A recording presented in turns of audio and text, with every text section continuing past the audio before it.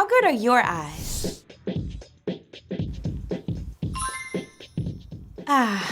Better. But that's not actually what I mean. I'm talking about what you pay attention to as you go through your day.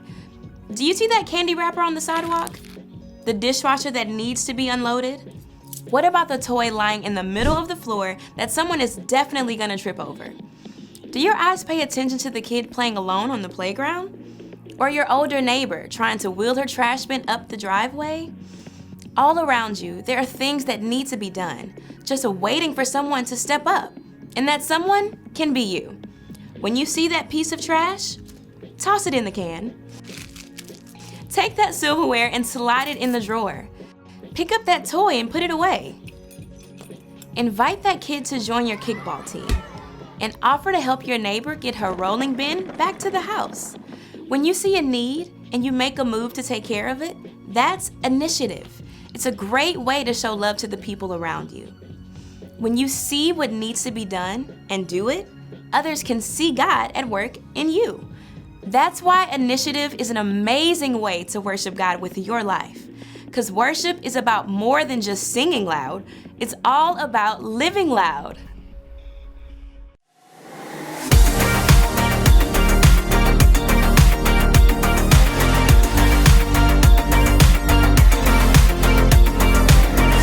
Help me, God, to see what you see. You are doing a great work in me. I've decided I can't stand still. No, you have given me purpose. All my heart is yours. All my life is yours. I will make a move for you, for you. All my heart is yours. All my life is yours. I will make a move for you. Make a move for you. Make a move. Make a move. Make a move for you. I will make a move. Make a move. Make a move for you. I will.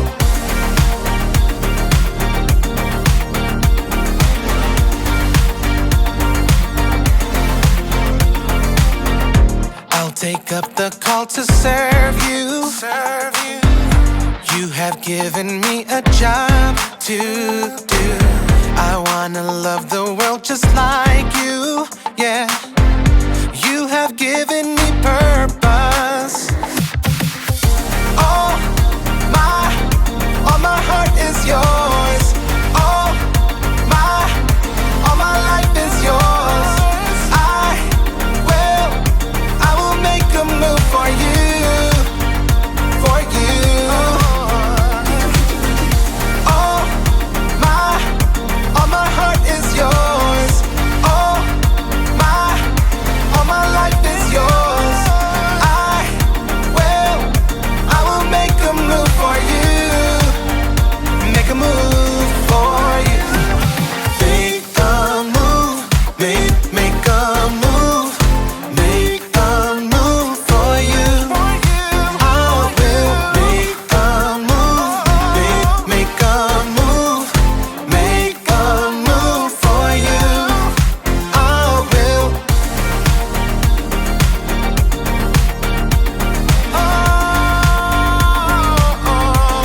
Make a move.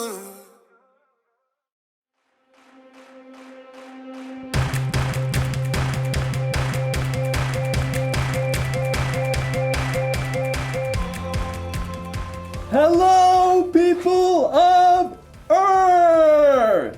It's me! Jacob! Oh, there it is. That's how I... Nope, that's not it, Jacob. Okay. Okay. Nope, it's back on again. Okay. And I am ready for launch. I mean, Not really. I don't actually have a rocket or anything.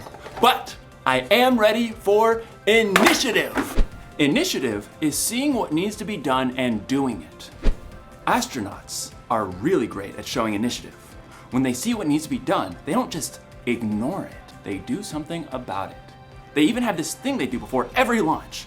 It's called a status check, and it works like this. Rocket fuel, check. Oh. Rocket fuel is a go. Red switchy thing, check. Red switchy thing, Red switchy thing is a go. Power thrusters, check. Power thrusters. Power thrusters are a gross. I can't check the power thrusters because somebody left a dirty sock here. Well, can you move the dirty sock? I mean, I could, yes, but it's not mine. I didn't leave it here. And so I don't think it's my job to move the sock. I suggest that we halt the launch until whoever left the sock here comes and gets it themselves. Copy that. Holding launch for a dirty sock. Good. Roger that. I wonder how long I'm gonna have to wait for someone to come get this sock. Probably gonna be here for a while. You know what? Today's story is about a guy who saw something that needed to be done, and he did something about it, even though it wasn't his responsibility. Sounds like a great guy. Will somebody come get this sock? It smells. Some people, am I right? Ugh.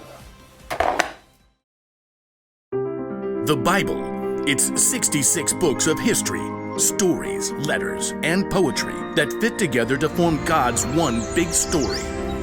The epic adventure of how He created us and loves us so much that He made a way to rescue us.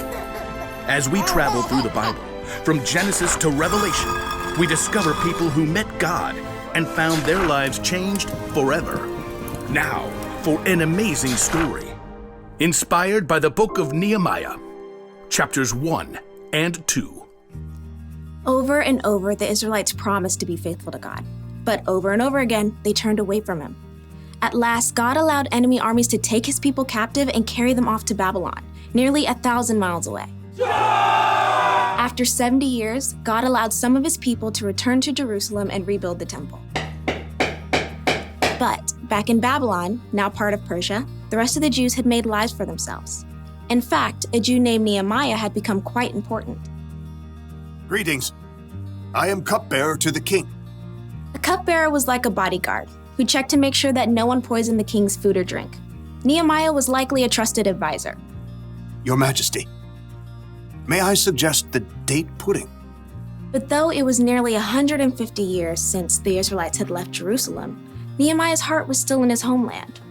When his brother Hanani returned from his trip to Judah, Nehemiah had a chance for some news. Brother, how are the people left in Jerusalem? Some are still alive, but they're having a hard time. Oh no. The wall of Jerusalem is broken down. The gates have been burned with fire. People are ashamed. That's terrible. A city without walls could never prosper. The people would always live in fear of being attacked. I'm sorry to bring such bad news.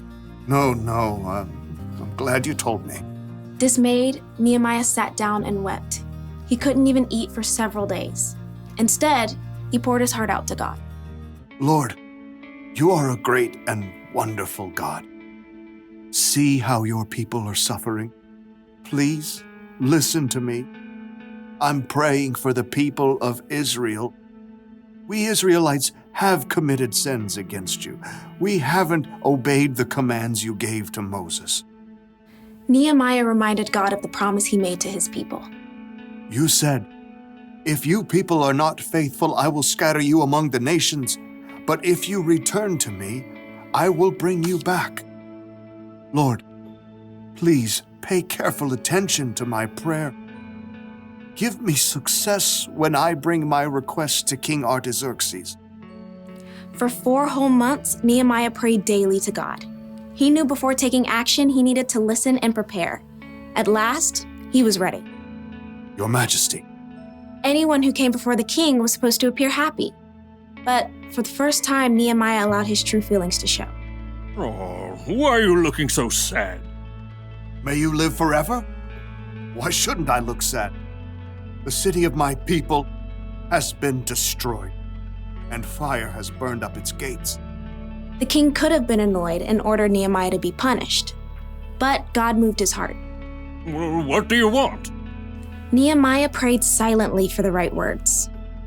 Send me to Judah. Let me go to the city of Jerusalem. I want to rebuild it.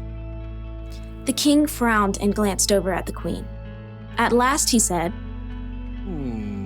How long will your journey take? When will you get back?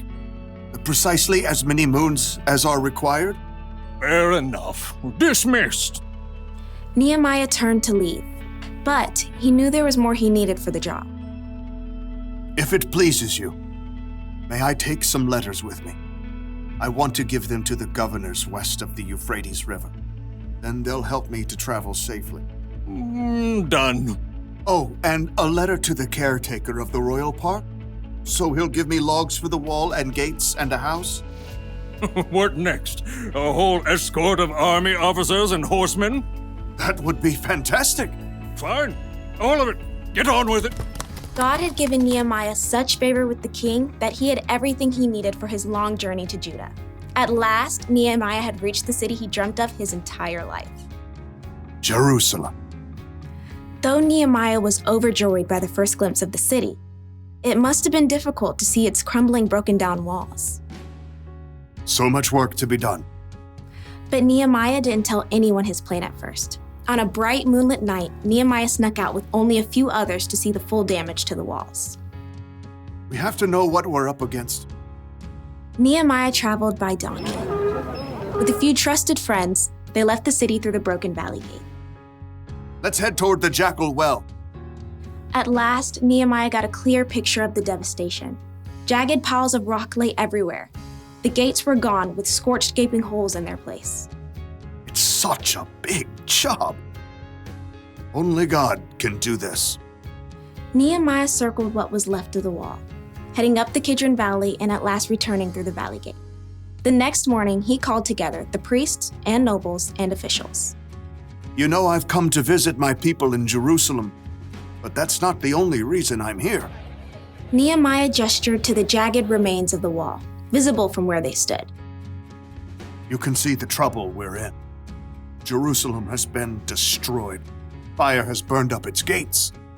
Tell us something new. Come on. Let's rebuild the wall of Jerusalem. Then people won't be ashamed anymore. Well, I mean, that's something to consider if you think about it. Our grandparents tried that years ago. But God has been helping me.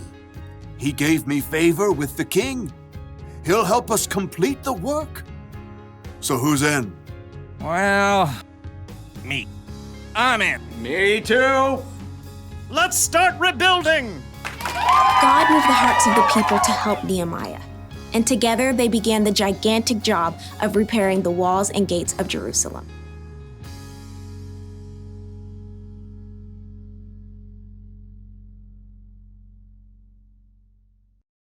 You ever see a piece of trash on the ground and just walk by without picking it up because you didn't put it there? Or maybe someone didn't clean up after themselves when dinner was over?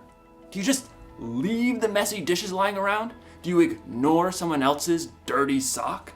A lot of people see what needs to be done, but then don't do it because it's not their job. It's not their responsibility. But showing initiative means getting things done, not waiting for someone else to do it. That's what Nehemiah did when he started rebuilding the wall around Jerusalem. It's what Jesus did too. When he saw a need, he did something about it. He healed people who needed healing. He taught people who needed to learn.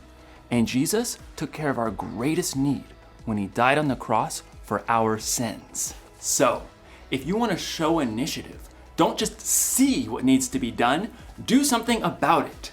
Do a status check. Do you see any dirty dishes? Dirty dishes. Oh! Dirty dishes. Cleared away. Check. Do you see any trash? Water bottle. Recycled. Check. Do you see a dirty sock? Dirty socks cleared away, even though it's not my job. Check. Here's the one thing to remember today. Don't wait for someone else to do what needs to be done.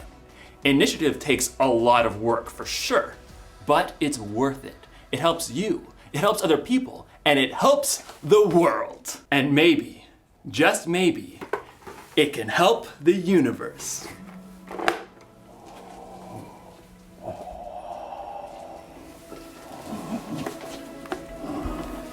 I'll see you next time.